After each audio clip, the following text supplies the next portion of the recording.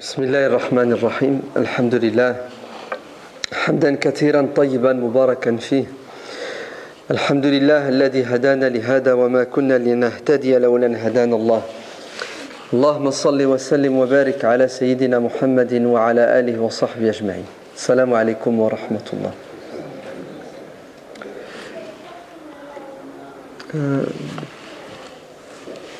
J'ai oublié son nom. Voilà. Ça, c'est les effets du ramadan. La fatigue. C'est la faim. Le corps commence à lâcher. Même c'est une Américaine qui vient de sortir un livre. Il a à peine 1 an. Le livre s'appelle 2/7. En anglais. 2/7. La thèse, l'idée directrice de ce livre, c'est quoi? C'est que jeûner 2 jours par semaine est plus que bénéfique pour le corps, c'est nécessaire. Et elle apporte des preuves scientifiques. Et j'ai pas lu le livre, on m'a juste fait un rapport. Et cette femme, elle dit que pour maintenir sa santé le plus longtemps possible, qu'est-ce qu'il faut? Il faut des coupures, des jeûnes, durant la semaine. Et après des expériences, bien entendu, elle parle de 2 jours par semaine. Au minimum, il faut jeûner pour être en bonne santé, pour que son système digestif puisse tenir le plus longtemps possible. Alors je ne sais pas si elle connaît le hadith du prophète sallallahu alayhi wa sallam qui dit que le prophète jeûnait 2 jours dans la semaine. C'est ça, le lundi et le jeudi. Le livre est en anglais, donc s'il y a quelqu'un qui sait lire l'anglais et bien le comprendre, achetez-le, lisez-le et regardez si elle parle du lundi ou jeudi ou d'un autre jour. Voilà, nous on sait que le lundi et jeudi sont des jours bien spécifiques, c'est ça? Ce sont les jours où les actions de la semaine remontent au ciel. Tout ça pour dire que le jeûne ne s'arrête pas au mois de Ramadan. Le jeûne obligatoire, c'est 1 mois, de 29 ou 30 jours. Et après ce jeûne, il y a d'autres jeûnes obligatoires. Vous entendez? Il y a par exemple ce qu'on appelle al-kaffara, c'est-à-dire celui qui doit expier une faute. Et il doit jeûner. Par exemple, si vous avez juré, vous êtes engagé en jurant que vous devez faire quelque chose et que vous ne respectez pas votre engagement, vous trahissez votre jurement, vous devez jeûner combien de jours? 3 jours. Ça vous arrive jamais de jurer et de ne pas tenir, apparemment. Donc si jamais vous jurez, dites Wallah que je vais faire ceci, Wallah que je ne ferai pas cela, et vous trahissez votre parole, vous devez jeûner 3 jours. Sauf si vous vous engagez et vous jurez de faire quelque chose qui n'est pas bon, qui est mauvais, qui est déconseillé, qui est haram. À ce moment-là, vous ne le faites pas et vous ne jeûnez pas. Et puis il y a d'autres jeûnes, bien entendu, qui sont obligatoires, mais on ne va pas les citer puisque ce n'est pas la thématique. En tout cas, ce qui est sûr et certain, c'est que ceux qui n'ont pas jeûné, pour des raisons valables durant le mois de Ramadan, ils devront rattraper leurs jours. Celui qui était malade, celui qui est en voyage et qui a décidé de ne pas jeûner, la femme qui a eu ses menstrues ou qui a accouché pendant le mois de Ramadan, ou qui a allaité son enfant, d'après certains savants, puisque pour la femme qui a allaité ou qui était enceinte et qui a estimé qu'elle ne devait pas jeûner, certains savants disent qu'elle n'a pas rattrapé ses jours. Elle doit juste verser une compensation. Pour chaque jour, elle donne 5 €, le prix d'un repas, à quelqu'un qui est dans le besoin. D'autres savants disent qu'elle rattrape. Il y en a même certains un peu plus durs qui disent elle rattrape et elle paie, la pauvre. Naam. Sahih. Donc, puisque ça vous a fait rire, apparemment vous n'êtes pas d'accord. Donc, ces jours on doit obligatoirement les rattraper, puisque Dieu dit fa'iddatun min ayyamin ukhar. Alors s'il vous plaît, pas de polémique, hein. Vous avez entre la fin du Ramadan 2013 et le début du Ramadan 2014, vous avez 1 an pour rattraper vos jours. Plutôt c'est fait, mieux c'est, on ne sait jamais ce qui peut arriver. Et puis quand on a des dettes, qui paie ses dettes s'enrichit. Donc faites-les tout de suite, c'est une affaire reclassée, sauf si vous estimez que les faire tout de suite, c'est pour vous une difficulté, une contrainte. À ce moment-là, pas de contrainte, pas de gêne dans la religion. Vous les rattraperez quand bon vous semblera. D'accord ? Sinon, il est recommandé. Alors, bien entendu, vous savez tous qu'il est interdit de jeûner le jour de l'Aïd. N'est-ce pas ? On est d'accord, hein ? Ça, c'est un consensus chez les savants. 2 jours de l'année, nous n'avons pas le droit de les jeûner, les 2 jours de l'Aïd. Alors, il est évident qu'il y en a qui vont jeûner sans doute jeudi, alors que c'est le jour de l'Aïd, n'est-ce pas ? C'est-à-dire ceux qui ont commencé mercredi. Donc ils vont jeûner parce ils vont considérer que l'Aïd sera vendredi. C'est ça ?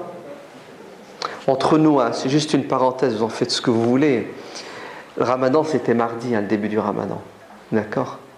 Ouais, il faut arrêter de tourner autour du pot et de se voiler la face. Il faut savoir reconnaître ses erreurs et puis dire on s'est planté et puis on fait l'Aïd jeudi tous ensemble. Et si vous estimez effectivement c'est la réalité avoir mangé un jour le mardi, vous le rattraperez ultérieurement. Parce que le croissant il est né le lundi et il était visible le lundi soir. Et il y en a qui l'ont vu. Ils l'ont même pris en photo. D'accord ? Donc je vois pourquoi on s'entête. Et on persiste et on signe à dire que non, l'Aïd, le Ramadan c'était mercredi. Donc l'Aïd c'est jeudi. Ouais. Et j'espère que ceux qui ont commencé mercredi, ceux qui ont déclaré le début du Ramadan mercredi, vont le déclarer l'Aïd jeudi et considérer qu'ils ne feront que 29 jours. Et entre nous, rattraper quand même un jour. Ça nous donnera une leçon pour l'année prochaine. Très bien. Donc, on ne jeûne pas le jour de l'Aïd, n'est-ce pas ? Le jeudi. Et puis, on peut reprendre le jeûne, si on le veut, le lendemain de l'Aïd. Ça n'existe pas 3 jours de l'Aïd. Hein ? Ouais. C'est faux. Hein ? Ce qui est interdit, c'est de jeûner le jour de l'Aïd. Après Aïd al-Fitr, vous pouvez commencer le jeûne, c'est-à-dire dès le vendredi. Les 3 jours de Aklun wa Shurbun, ce sont les 3 jours après Eid al-Adha, le Eid du sacrifice. Effectivement, le prophète sallallahu alayhi wa sallam a dit que ces 3 jours-là sont des jours où l'être humain il doit se faire plaisir. Bien que vous pouvez les jeûner ces jours-là. D'accord ? Vous pouvez jeûner le lendemain de l'Aïd al-Kbir, comme vous pouvez jeûner le lendemain du Eid du Ramadan. Alors il est recommandé, vous entendez, il est recommandé, et il n'est surtout pas obligatoire de jeûner après le Ramadan 6 jours de Shawwal, car le prophète sallallahu alayhi wa sallam a dit celui qui jeûnera 6 jours durant le mois de Shawwal sera récompensé comme s'il avait jeûné durant une année. Mais vous savez très bien que ce n'est pas une obligation, c'est ça on dit une sunna, c'est recommandé. Parce qu'il y a des gens qui confondent ce qui est obligatoire de ce qui ne l'est pas. Quand on dit sunna, ça veut dire que ce n'est pas obligatoire. Quand le terme sunna est utilisé dans le fiqh, il signifie c'est mandoub, c'est recommandé, c'est mustahab. D'accord ? Ainsi, jeûner 6 jours de Shawwal n'est pas une obligation. L'imam Malik, radiyallahu anhu, qui fait partie des salaf salih, a même déconseillé de jeûner les 6 jours de Shawwal. Car il avait peur que les gens les confondent avec les 29 ou 30 jours du Ramadan. Pour lui, il faut faire une coupure entre l'obligatoire et le non obligatoire. Et cette crainte qu'avait l'imam Malik, est justifié. Puisque par la suite, on aura, je crois que c'était dans le Kazakhstan, l'Ouzbékistan, des musulmans, jusqu'il y a encore récemment, qui jeûnaient le lendemain du Ramadan de manière obligatoire les 6 jours.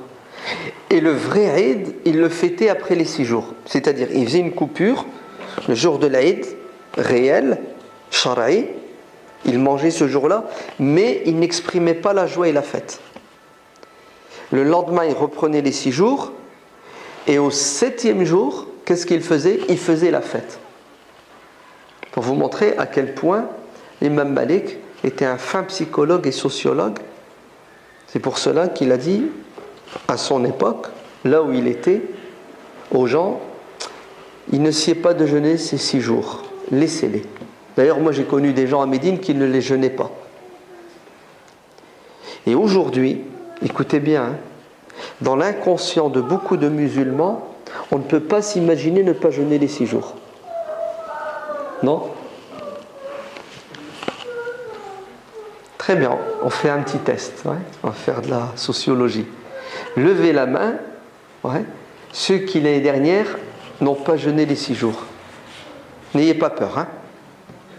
Baissez. Ouais. À Mantes-la-Jolie, il y a du fiqh. Masha'Allah. C'est bien.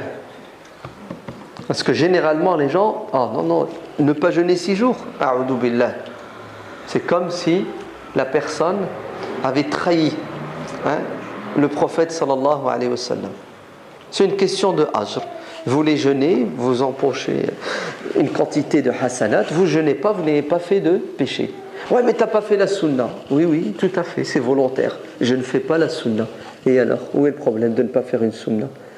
Ah, mais toi, tu prétends faire toutes les sunnas. D'ailleurs, si tu fais toutes les sunnas, tu peux plus vivre. Tu n'as plus le temps de vivre. Tu n'as plus le temps de bosser, tu n'as plus le temps d'aller à l'école, tu n'as même pas le temps de dormir, tiens. Ouais, si tu veux jouer à la sunna. Ah ben oui, c'est ce qu'a dit un compagnon. Il a dit, Ya Rasulallah, il y a trop de bonnes choses à faire dans cette religion. Allez, tout ce qui est obligatoire et ce qui est recommandé, quand vous les cumulez, vous essayez de les faire, c'est du domaine de l'impossible. Les 24 heures ne suffisent pas, ta santé physique ne te suivra pas. Ô prophète, je suis quelqu'un de faible. Ouais, j'ai pas beaucoup de temps. Est-ce que tu peux m'indiquer une seule action qui a du mérite, mais un mérite qui dépasse tous les autres mérites? Je vais me concentrer sur ce khayr et je ferai rien d'autre. Et le prophète sallallahu alayhi wa sallam va lui sortir une des pratiques les plus accessibles, les plus faciles, qui ramènent le plus, qui s'appelle le zikr. Et il lui a dit, efforce-toi à ne jamais t'arrêter d'évoquer et d'invoquer Dieu. C'est ce qu'il lui a dit, n'est-ce pas? Qu'est-ce qu'il a dit le sahabi? Il a dit, promis prophète. Et il s'en est allé, et il a fini ses jours comme un très bon croyant, puisqu'il faisait du zikr en permanence. Je vais vous indiquer une action, si vous la faites, elle est meilleure que de donner de l'or et de l'argent aux nécessiteux, que d'aller au champ de bataille, de donner des coups d'épée et d'en recevoir. Et d'ailleurs, cette action, Dieu l'agrée, et elle aura beaucoup plus d'impact sur vos âmes. On lui dit, prophète, quelle est cette action qui a autant de valeur et d'importance et d'impact? Et il a dit, zikrullah. Donc, oui, ce n'est pas une obligation de jeûner les 6 jours de Shawwal, c'est une sunna. Celui qui les fait, tant mieux pour lui. Celui qui ne les a pas fait, ça ne diminue en aucun cas de quoi? De son rang ni de sa piété. C'est toujours un bon croyant. Vous entendez? Le bon croyant, c'est celui qui fait ce qui est obligatoire, hein, et qui s'éloigne des grands péchés. Celui qui fait des petits péchés et qui ne fait pas ce qui est surérogatoire n'est pas un mauvais croyant. D'accord? D'ailleurs, celui qui ne fait pas les grands péchés, Dieu lui efface automatiquement les petits péchés. Vous entendez? In tajtanibu kaba'ira ma tunhauna anhu. Si vous délaissez les grands péchés, qu'est-ce que Dieu fait des petits? Nukaffir ankum sayyi'atikum. الذين يجتنبون كبائر الإثم والفواحش إلا اللمم ceux qui s'éloignent des turpitudes, des grands péchés, mais qui commettent quand même les petits péchés. C'est le péché avec regarder, écouter, etc. Ben, ceux-là, ce sont les gens qui ont été choisis par Dieu. D'accord ? Très bien. Donc, il est recommandé. On ne va pas entrer dans la polémique. Vous avez 29 ou 28 jours pour faire vos 6 jours. On est d'accord ? Vous les faites d'affilée, vous les faites séparer. Peu importe, aucune contrainte dans le domaine. Une petite parenthèse. Certains fuqaha, on dit qu'on pouvait faire d'une pierre 2 coups. C'est-à-dire avoir l'intention de jeûner les 6 jours et en même temps de rattraper nos jours que l'on doit rattraper. Oui, il y a des fuqaha qui disent ça. D'accord ? Avec une niya, avec 2 niyas, vous faites une action et vous avez une double récompense. Vous avez fait vos 6 jours et vous avez rattrapé vos jours obligatoires. C'est possible, c'est faisable. Vous avez le droit de ne pas entendre cela, mais sachez que ça existe et que c'est fondé. Et après ces 6 jours, il est recommandé dans l'année de jeûner en fonction de ses capacités, en fonction de son degré de piété.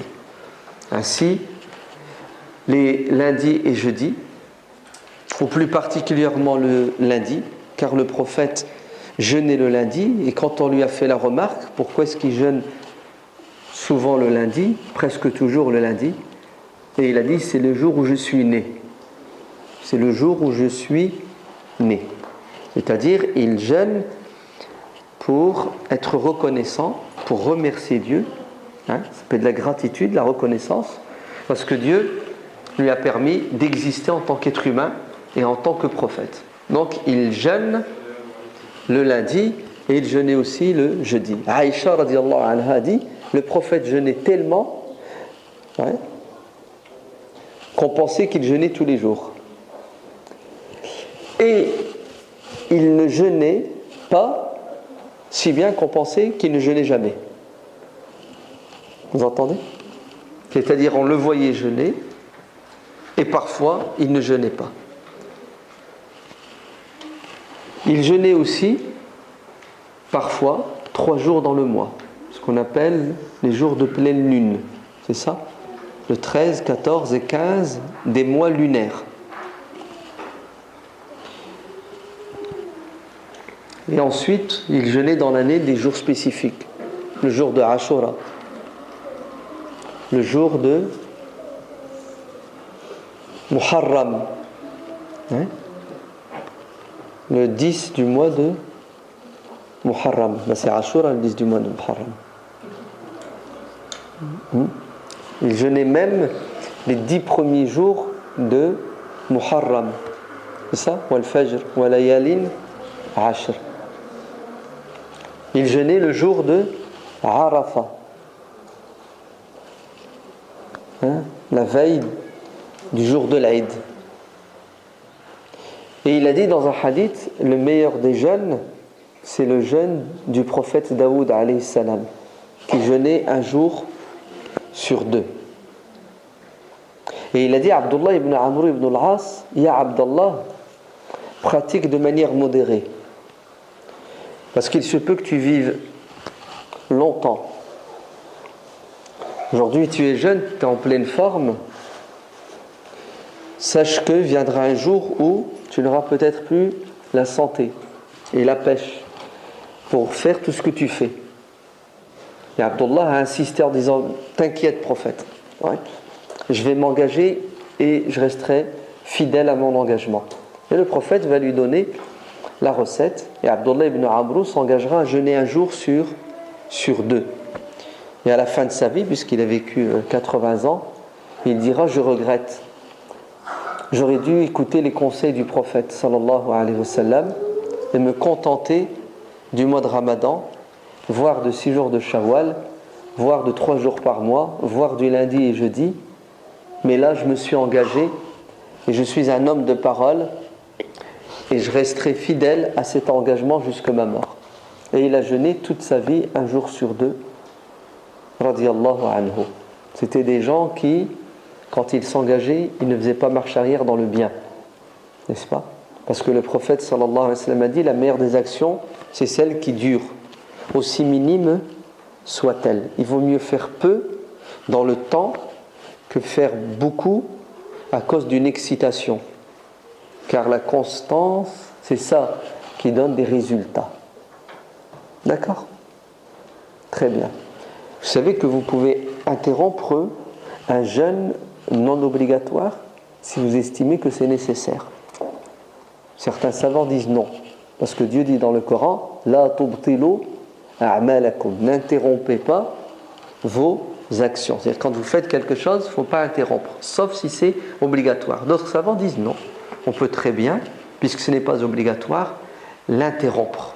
Par exemple, vous jeûnez et puis vous êtes invité chez quelqu'un au milieu de journée et vous y allez, vous faites plaisir, vous pouvez interrompre votre jeûne et manger pour faire plaisir à la personne et puis vous faire plaisir aussi. D'accord? C'est possible. Rien ne l'interdit en islam puisque ce n'est pas un jeûne obligatoire. De même que vous pouvez jeûner sans avoir au préalable formulé l'intention de jeûner. Vous réveillez le matin, il est 11h et vous décidez de jeûner. Alors que la veille, la nuit, avant le Fajr, vous n'aviez pas l'intention de jeûner. Le prophète sallallahu alayhi wa sallam, il lui arrivait de rentrer chez lui à midi, de demander à son épouse à manger et elle lui disait qu'il n'y a rien à manger. Le frigo est vide. Et qu'est-ce que faisait le prophète sallallahu alayhi wa sallam? Il résolvait le problème en disant très bien, je jeûne.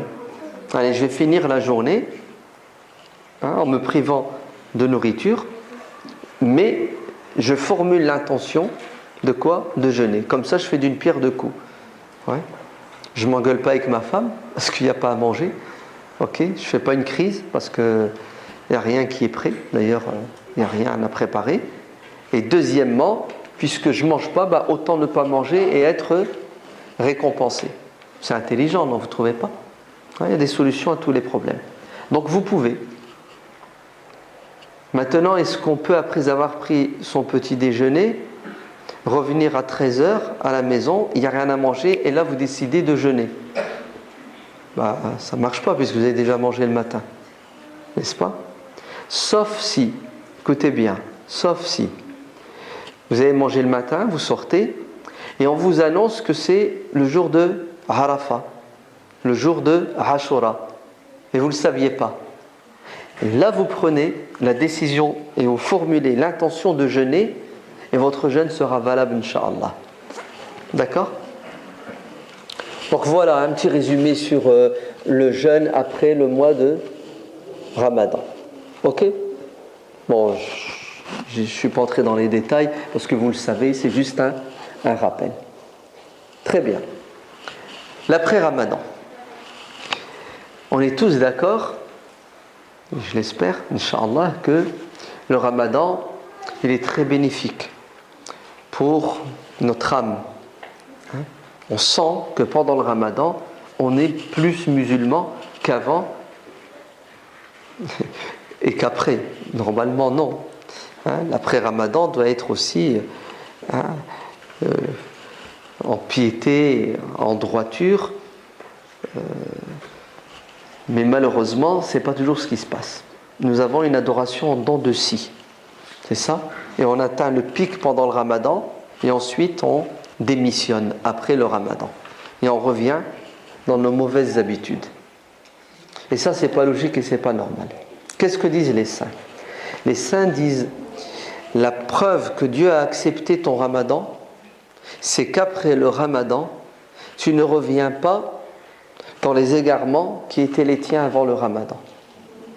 Ouais. Si avant le Ramadan, tu avais certains défauts et que tu as réussi pendant le Ramadan à t'en débarrasser, ton Ramadan, il est accepté si tu arrives à continuer après le Ramadan, à quoi? À rester dans cette droiture. Et si le Ramadan n'arrive pas à nous changer, à nous propulser, si bien qu'après le Ramadan, on change, on évolue, c'est que notre Ramadan, skin, il y a du plomb dans l'aile. Hein. C'est peut-être un ramadan sociologique, c'est ça? Hein, une ambiance, ouais. On est emporté par l'ambiance du ramadan, puis une fois fini, khalas, chasse le naturel et il revient au galop. Donc Allah yabarak fikoum, restez comme vous êtes après le ramadan. Et je me souviendrai toujours de cette mère de famille qui avait une habitude extraordinaire. Avant le ramadan, quelques jours, qu'est-ce qu'elle faisait? Elle débranchait la télé. Elle préparait ses enfants au ramadan et elle leur disait, pendant le ramadan, il n'y aura pas de télévision. Comme ça nous évitera de faire des péchés avec les yeux, avec les oreilles. Et le temps investi dans la télé, nous allons l'investir dans autre chose. Et ça marchait bien. Les enfants avaient pris cette habitude. Il y en a pendant le ramadan, subhanallah, parce que justement le ramadan est un mois de piété, qu'est-ce qu'ils font? Ils arrêtent beaucoup de bêtises. Alors ceux qui écoutent la musique 24 heures sur 24, quand le ramadan arrive, ils arrêtent d'écouter la musique. Ceux qui regardent la télé pendant des heures, ceux qui vont sur internet, qui vont dans des sites qui ne sont pas bien, pendant le ramadan, il y a un frein. C'est magnifique. Merci ramadan. Ça prouve qu'il a un impact. Mais pourquoi après le ramadan, vous retournez dans vos égarements, vos erreurs? Vous allez me dire, c'est normal, les diables sont déchaînés après le ramadan. C'est ça? Vous allez me dire, oui, mais après le ramadan, c'est normal. Il n'y a plus l'ambiance. Oui, vous avez tout à fait raison. C'est pour cela qu'il faut garder l'élan du ramadan. C'est-à-dire continuer à jeûner. Et oui, vous savez pourquoi? Parce que le prophète sallallahu alayhi wa sallam a dit que le diable circule dans notre corps comme le sang circule dans les veines, dans les artères.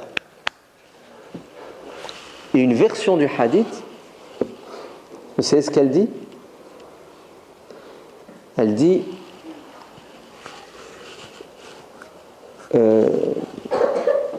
empêcher le diable de circuler en jeûnant. C'est-à-dire, plus tu jeûnes, moins le diable a d'emprise sur toi. Pourquoi? Parce que le jeûne est une ibada, tu es en état d'adoration. Et quand tu adores Dieu, le diable s'éloigne de toi. Quand tu arrêtes d'adorer Dieu, le diable se rapproche de toi. Vous connaissez le hadith de la prière. Quand on fait l'adhan, le diable fait quoi? Il se sauve. Tu arrêtes l'adhan, il revient. Tu fais l'iqama, il fait quoi? Il se sauve. L'iqama terminé, il revient. Et plus ton adhan et ta iqama sont bien faits, sortent du cœur, plus le diable s'éloigne. Donc plus il met de temps à revenir. Quand tu commences ta prière, qu'est-ce qu'il fait? Il revient à l'attaque. Plus tu es concentré, moins il a d'emprise sur toi. C'est la même chose. Quand on pratique le jeûne, le diable, qu'est-ce qu'il a? Il a du mal à avoir une emprise sur nous. C'est pour cela, si vous voulez garder la pêche, le rythme, après le ramadan, continuez à jeûner. À votre rythme, imposez-vous. 1 jour par semaine, 2 jours par semaine, peu importe, n'en faites pas trop. Mais faites peu, et vous verrez que ça aura un impact sur vous. Celui qui n'a pas le souci de jeûner, sachez que il est en train d'engraisser le diable. Je crois que c'est l'imam al-Qurtubi dans la Tadhkira, il rapporte une histoire. Alors c'est pas un hadith sahih, c'est clair et net, mais c'est un compagnon qui dit que, je ne sais plus exactement, mais bref, l'histoire c'est ça, c'est qu'il a vu le diable d'un croyant, il était tout maigre, et il a vu le diable d'un autre croyant qui était obèse. Ouais. Il lui a dit pourquoi? Il a dit parce que ce croyant, je n'arrive pas à partager ses repas, car il dit bismillah, etc. Quant à l'autre, distrait, le diable s'installe à sa table, c'est pour ça qu'il est grassouiller. C'est la même chose. Celui qui jeûne, il affaiblit son diable. Et le diable a moins d'impact sur lui. Résultat, tu n'as plus ce plaisir et ce goût à quoi? À perdre ton temps et à faire des péchés. Tu n'es plus attiré par ce qui est déconseillé, voire ce qui est interdit. Donc, occupez-vous, Allah yabarak fikoum. Ayez un programme spirituel, sinon vous allez effacer le ramadan. Avec le ramadan là, qui a un impact sur nous, l'impact va disparaître. Et pour ceux qui partent en vacances, juste après le ramadan, Allah yabarak fikoum, n'allez pas en vacances chez le diable. Ouais. C'est terrible. Hein. Et vous voulez un conseil? Non, je vais être méchant, mais bon, je suis obligé de le dire. Hein. Mais je dis ce que je veux. Ouais. Ouais. N'allez pas en vacances au bled. Non, au bled, c'est terrible, le bled. Ils jeûnent la journée et le soir, ils sont où? Ils sont dans les cafés, ils sont au bord de la plage. Ils ont jeûné. Le jour de l'Aïd et le lendemain, vous les trouvez tous au bord de la plage. Subhanallah, la mixité, les hommes et les femmes. Allez, le jeûne, dans beaucoup de pays musulmans, n'a aucune dimension spirituelle. C'est un jeûne sociologique. C'est une habitude. Ouais. C'est la bouffe, c'est l'ambiance, c'est les soirées, c'est les sorties. C'est pour ça que tu dis, c'est pas possible. Ces gens-là, ils n'ont pas fait le ramadan quand même. Comment ils arrivent à les... Ouais, c'est de la schizophrénie, ça s'appelle. Il y a deux personnes en une, mskonin, disent les Arabes. Ils disent il y a des genoun. En fait, il n'y a pas de genoun. C'est qu'est-ce qu'il y a? Il y a une mauvaise compréhension de la religion qui donne des comportements qui sont contradictoires. Donc Allah yabarak fikoum, essayez d'aller dans des endroits où il y a quoi? Des choses halal, loin de la tentation. Parce que c'est vraiment chercher le diable, non? Bon, allez où vous voulez, hein, au bled, il y a des bons endroits au bled, il y a du halal au bled. Mais en tout cas, tout ce que je sais, c'est que notre jeunesse, subhanallah, quand ils partent là-bas et ils reviennent, c'est incroyable ce qu'ils racontent. Ce qu'ils ont vu, ce qu'ils ont entendu, voire même ce qu'ils ont fait. Ouais. Tu crois que tu vas aller là-bas pour te ressourcer spirituellement, mais en vérité, l'ambiance n'est pas toujours là. Ala kulli hal. Donc Allah yabarak fikoum, faites attention, il ne faut pas que l'après-Ramadan soit synonyme de régression dans ta piété et ta droiture. Au minimum, tu restes comme tu étais pendant le Ramadan. Tu ne fais plus les grands péchés. Les petits péchés, c'est inhérent à la nature humaine. Et tu es sérieux, comme la prière. Vous n'avez pas remarqué pendant le Ramadan comment on est sérieux? On prie à l'heure et on prie même des prières non obligatoires. La prière est plus importante que le jeûne du mois de Ramadan. Donc continuez à prier après le Ramadan et à prier de manière stricte, dans le fond et dans la forme. Vous n'avez pas remarqué notre fréquentation de la mosquée pendant le Ramadan? Elle est au top. Essayez de continuer à venir à la mosquée pendant le Ramadan. Vous faites la prière, vous rentrez chez vous, organisez-vous. Et si vous n'y arrivez pas pour les 5 prières, fixez-vous un objectif. 1, 2 prières dans la journée à la mosquée. L'idéal, c'est la dernière et la première. Et l'Aïcha et Subh. Comme ça, vous gardez quoi? Vous gardez cette habitude qui est magnifique pendant le Ramadan. N'avez-vous pas remarqué pendant le Ramadan comment on est généreux? Hein? Si vous voulez faire des collectes, faites-les pendant le Ramadan. D'ailleurs, les arnaqueurs là, qui tournent pour profiter de notre bonté, ils se font du fric pendant le mois de Ramadan. C'est impressionnant. Hein? Ils vont de mosquée en mosquée et ils arrivent à récolter énormément d'argent parce qu'ils ont en face d'eux des musulmans sincères, des musulmans pieux et généreux grâce au Ramadan. Cette générosité, gardez-la, elle est très bien. Après le Ramadan, il faut que ce soit une générosité intelligente. Ouais. Ne donnez pas de l'argent à n'importe qui, car il y a beaucoup de gens qui sont malhonnêtes. Investissez vos sadaqas de manière intelligente. Ouais. Faites des prélèvements automatiques avec le secours islamique. Nourrir un pauvre. Prendre en charge un orphelin. Vous savez, vous faites un prélèvement pour la vie. Vous l'oubliez, vous ne le calculez plus. Ouais. 30 € par mois, ça c'est ma porte du paradis. Non, ça c'est ma place aux côtés du prophète, sallallahu alayhi wa sallam. C'est ça? Le prophète a dit, celui qui parraine un orphelin sera à mes côtés au paradis. Comme l'index est à côté du majeur. Hein? Vous voulez la proximité du prophète? Faites un prélèvement pour un orphelin. Voilà. Et vous serez sous la protection de votre sadaqa. C'est l'occasion, ou jamais. N'avez-vous pas remarqué pendant le ramadan comment on a fait des efforts pour s'instruire? On a appris beaucoup de choses sur notre religion. Cet effort d'apprentissage et d'instruction doit continuer pendant le ramadan. Il ne faut pas arrêter de consommer le savoir religieux. C'est très important.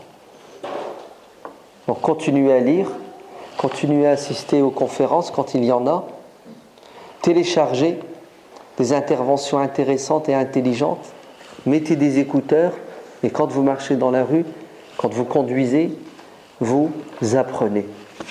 Il faut augmenter le niveau intellectuel de notre communauté. Car rien de pire si ce n'est que des musulmans ignorants. Ils pensent faire du bien et ils font du tort à l'islam et ils font du tort à eux-mêmes. Donc continuez à apprendre votre religion. Fixez-vous des objectifs avec un programme. Et soyez constant. Il ne faut pas que ça soit encore une excitation. Il faut que ça dure le plus longtemps possible. D'ailleurs, il faut que ça dure jusque la mort. La science, c'est du tombeau, du berceau au tombeau. De la naissance à la mort. Il ne faut jamais dire Alhamdulillah, je sais. C'est faux. D'accord? Wa qul rabbi zidni ilman. S'il y a bien une chose que l'on doit demander à Dieu en permanence, c'est la science et le savoir. Très bien. Le ramadan est presque terminé, non? C'est ça? Cette nuit, c'est la nuit du 28e. Eh oui, parce que le ramadan, c'était mardi. Alors on fait quoi? Ala kulli hal, les actes ne valent que par les intentions. Donc si vous avez commencé mercredi, cette nuit, Inch'Allah, sera pour vous la nuit du 27.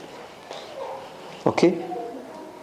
Parce que des nuits du destin, il y en a à gogo. Ce sont les 10 dernières, les nuits impaires, et même les nuits paires. Parce que ce qui est pair pour toi est impair pour moi. Vous êtes d'accord? Donc les actes ne valent que par les intentions. Ok? Donc on part avec cette nuit, Inch'Allah, que sans doute, il y a beaucoup de chances que cette nuit soit la nuit du destin. Mais en tout cas, on est sûr que c'est une des nuits du destin. Et vous savez ce qu'il faut faire pendant cette nuit? Ok? D'ailleurs, elle est courte. Je ne vais pas vous donner des leçons. Vous avez l'habitude. Allez-y. Prenez de bonnes résolutions. Décidez de changer et fixez-vous des objectifs. Inch'Allah, votre destin, vous allez l'écrire cette nuit. Prenez une feuille, un stylo, puis vous écrivez votre destin. Le prophète sallallahu alayhi wa sallam a dit dans le hadith sahih, quand tu fais une dua, la dua elle monte au ciel, c'est ça? Et le destin descend. Et ce que Dieu a écrit, qui doit arriver, en bien ou en mal, regardez, le destin descend, la dua monte. Et à un moment donné, ils se croisent. Et s'ils ne s'entendent pas, il y a une bagarre. Tu as demandé à Allah la santé, et il a été écrit que tu devais tomber malade. Et il y en a un des deux qui doit l'emporter. Soit c'est la dua qui est plus forte, et qu'est-ce qu'elle fait? Elle efface le destin. Ouais, c'est comme ça. Ou si la dua n'est pas assez forte, ou c'est ce qu'elle fait, elle atténue le destin. C'est-à-dire cette maladie, elle va quoi? Elle va être diluée dans votre dua. Donc, écrivez votre destin ce soir, Inch'Allah. Décidez de ce que vous voulez faire, de ce que vous voulez être durant l'année 2013-14, entre ce ramadan et l'autre ramadan. Et donnez-vous les moyens pour atteindre vos objectifs. C'est comme ça qu'un musulman évolue, un être humain évolue.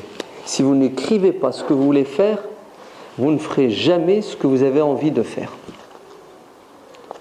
Ce sont les spécialistes qui le disent. Celui qui met par écrit, il réalise la majorité de ses objectifs. Celui qui n'écrit rien ne réalise pas ses objectifs. Ouais. Donc, fixez-vous 2-3 objectifs, pas trop, hein. Sinon, ça va être trop lourd. Et le sens des priorités, ne vous trompez pas. Il y a des choses plus importantes que d'autres, qui sont prioritaires, urgentes. Et vous verrez, Inch'Allah, que le ramadan prochain, vous aurez grandi au niveau intellectuel, au niveau spirituel, au niveau moral. Si vous n'agissez pas de cette manière, vous savez ce qui va se passer. Ce ramadan va passer, le naturel il va revenir, et on attendra le ramadan de l'année prochaine, on se disputera encore sur les débuts, et les années passeront, et on regrettera de ne pas avoir agi quand on était jeune. C'est quand on est jeune qu'on est capable de déplacer les montagnes. Vous êtes jeune, c'est maintenant que vous allez préparer votre vieillesse.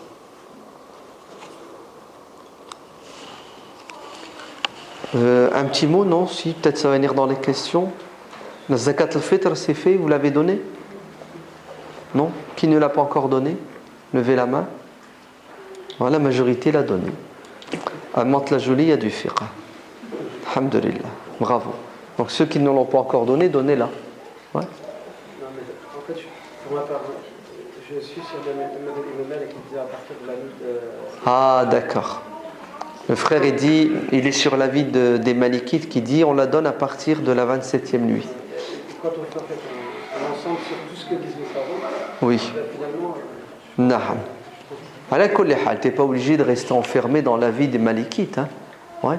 Puisque tous les avis se valent.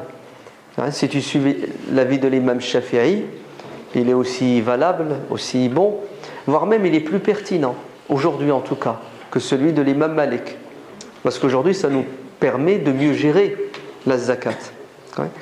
Parce qu'imagine-toi si la zakat, tu la donnes jeudi matin à 8h30. Ouais. Non mais il y en a qui le font. Hein.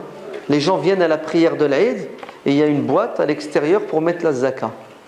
Et tu te retrouves le jour de l'Aïd avec 3 000 € de zakat. Tu fais quoi avec ces 3 000 € le jour de l'Aïd? Donc plus elle est donnée tôt, mieux c'est. Ne serait-ce que pour une bonne gestion. Ouais. Parce qu'il n'y a rien qui interdit de la donner le premier jour du Ramadan. Il n'y a rien, il n'y a pas un hadith. D'accord? Donc Allah yabarak fikoum, pour l'année prochaine, donnez-la le plus tôt possible. Et puis comme je vous dis, donnez-la de manière intelligente. Ouais. Faites un virement automatique vers le secours islamique. Ça vous êtes tranquille. Le secours islamique, il est dans le monde entier, il est au secours des déshérités et des pauvres. D'accord? Alors est-ce qu'il y a quelqu'un qui l'a converti en blé, en orge, en raisin sec? Non? N'ayez pas peur, hein. Allah, on ne va pas vous tuer, on ne va pas. Personne? Vous donnez tous de l'argent? Ah, j'ai bien du fiqh à Mantes-la-Jolie. Trop fort. Masha'Allah, Allah ibarak. Alhamdulillah. Donc je n'insiste pas. Si, quand même, hein, parce que bon, il y a Internet. Hein. Ouais.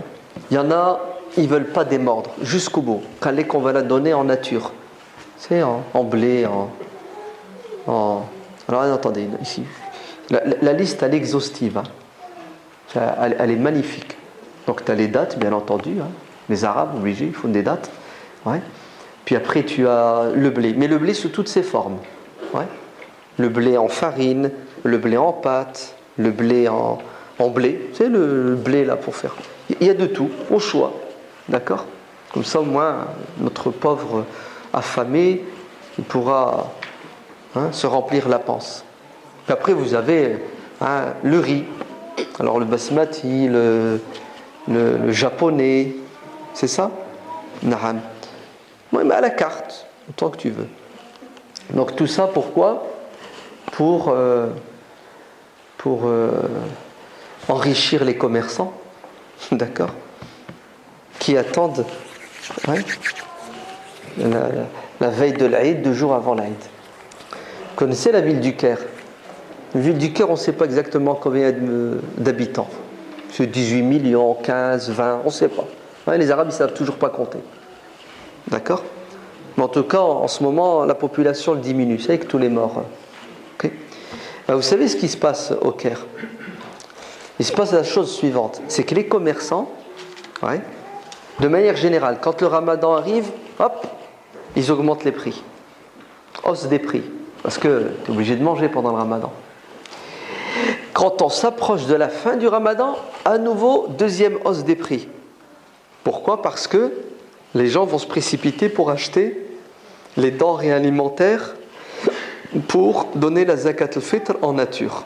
Donc les commerçants sont heureux de ce fiqh moyenâgeux qui les enrichit. Si le kilo de blé coûte 1 euro, bizarrement, 3 jours avant l'Aïd, 1,50 €. D'accord ? Donc déjà, là, le pouvoir d'achat du pauvre, il a diminué. Donc qu'est-ce qu'ils font ? Ils vendent les denrées. Qu'est-ce que font nos musulmans qui suivent la sunna ? D'accord ? À la lettre. Ils achètent et ils donnent aux petites gens. Qu'est-ce que fait le pauvre qui ne suit pas la sunna ? Il prend le blé ou les dattes ou peu importe et il va voir le commerçant. Il lui dit : rachète-moi ce blé que tu viens de vendre il y a 5 minutes, il y a 1 jour, à ce musulman. Donc le commerçant, business is business, lui dit : il n'y a pas de problème, je te le rachète. Tes 100 kilos de dattes, je les prends. À combien ? 1,50 €. C'est le prix, regarde, t'as affiché 1,50 €. Ah non, 1,50 € c'est quand je vends. Mais quand j'achète, moi j'achète pas 1,50 €. Moi j'achète moins cher. Je te les achète à 50 centimes. Non, t'exagères, Hachem. Ouais, c'est trop. Écoute, à prendre ou à laisser. Et vous savez ce que fait le pauvre ? Il lui vend ses dattes à 50 centimes. Qui c'est qui est gagnant dans l'histoire à nouveau ? C'est le commerçant. Et le pauvre repart chez lui avec de l'argent pour pouvoir acheter ce qu'il pense être le plus utile pour lui le jour de l'Aïd, pour sa femme et ses enfants. C'est pas un film que je viens de... C'est pas un scénario là que je viens de...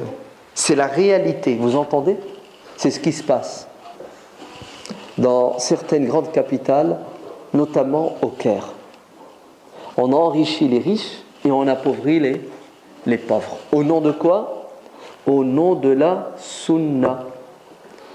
Mais écoutez, l'intelligence voudrait qu'on mette de côté cette sunna pour faire le fard, l'obligatoire.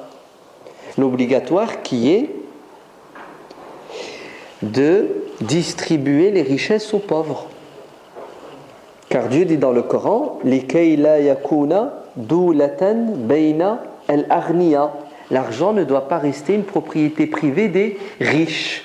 Les riches doivent redistribuer une part de leur richesse aux nécessiteux. Avec votre compréhension tronquée de la sunna, vous avez enrichi les riches et appauvri les pauvres. Si ça, c'est pas une trahison de la sunna, alors dites-moi, Allah barik fikoum, qu'est-ce que va faire un pauvre le jour de l'Aïd avec 50 kilos de raisins secs ? Est-ce que vous avez déjà mangé des raisins secs ? Non ? Je vous invite à faire l'expérience ce soir. Vous rentrez chez vous, vous mettez 1 kilo de raisins secs et puis vous les mangez. Ouais. D'ailleurs, au passage,